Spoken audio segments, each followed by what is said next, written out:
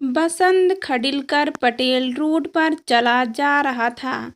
एक ही विचार उसके मस्तिष्क में कौंध रहा था कि किसी भी तरह से उसे इस अपमान का बदला लेना है। परंतु क्यों? एकाएक उसके मस्तिष्क में यह प्रश्न कौंध गया। वह ठिठक गया। अरे ये क्या? सोचने लगा वह। पूनम का करता कसूर नहीं, आखिर पूनम ने ही तो उसे बुलाया। उसका ही अपराध है। लेकिन वह इतना नीचे क्यों गिरा? वह फिर से सोचने लगा। इस तरह सभी घटनाएं उसके सामने स्पष्ट होने लगी।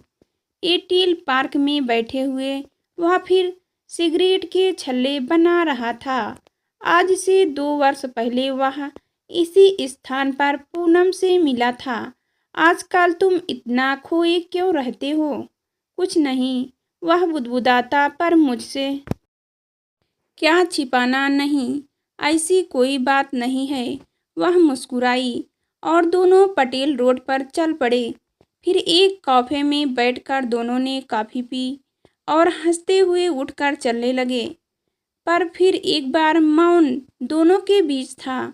तभी एकाएक रमेश पूनम का पुराना मित्र दिखा। हेलो पूनम। हेलो रमेश। अरे भाई, तुम तो दूज की चांद हो गई हो। पूनम दिखाई ही नहीं देती।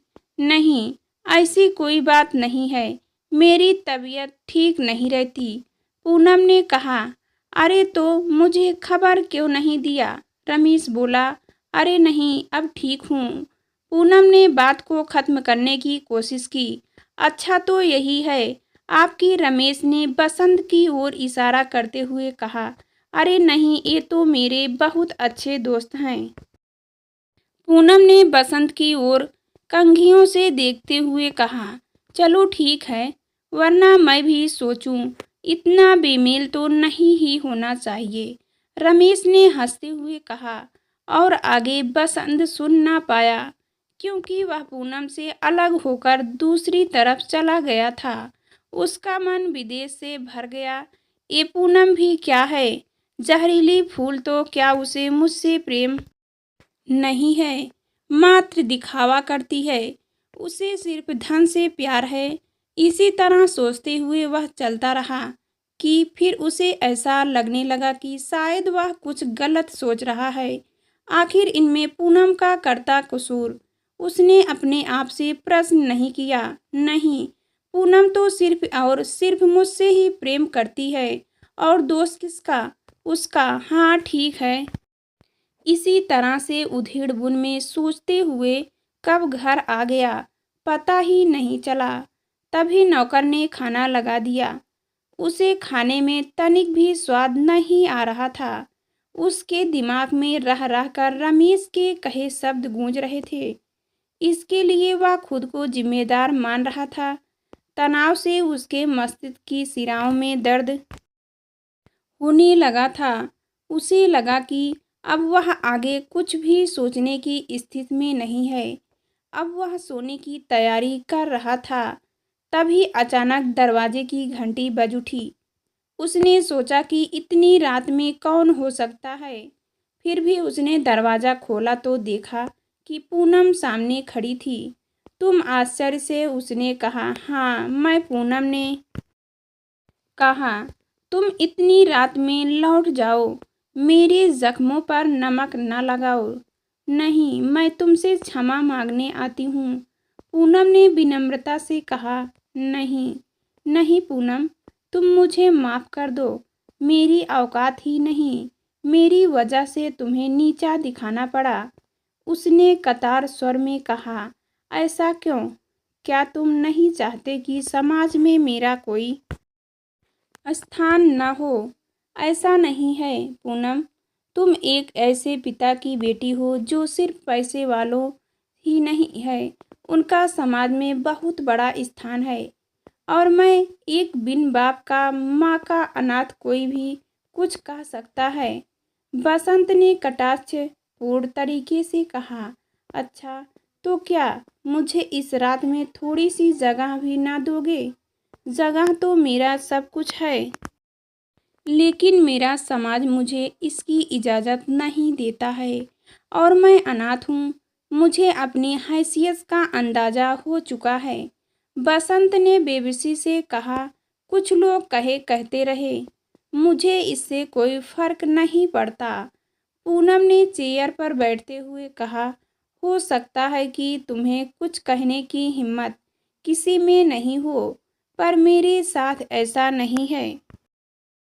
बसंत ने लगभग हार कर कहा, ठीक है, मैं जा रही हूँ, पर एक बात याद रखना, मैं निर्दोष हूँ और तुमने मुझे समझने में बहुत भूल की है।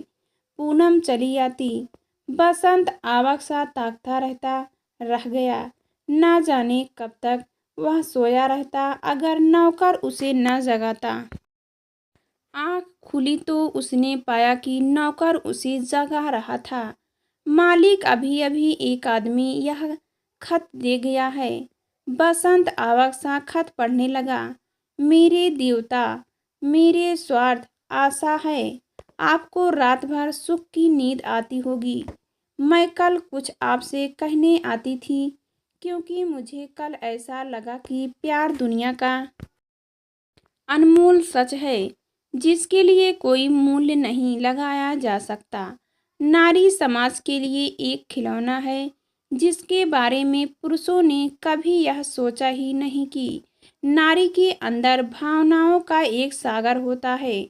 लेकिन हया और बहुत कुछ ऐसा भी होता है कि वह खुद को जाहिर नहीं कर पाती।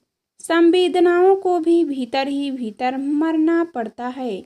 मैं सारी दुनिया छोड़कर आई थी, यह बताने की कोशिश कर रही थी कि रमेश एक गुंडा किस्म आदमी है। उसमें मेरे पिता को ब्लैकमेल पर करके मुझसे ज़बरदस्ती शादी करना चाहता है।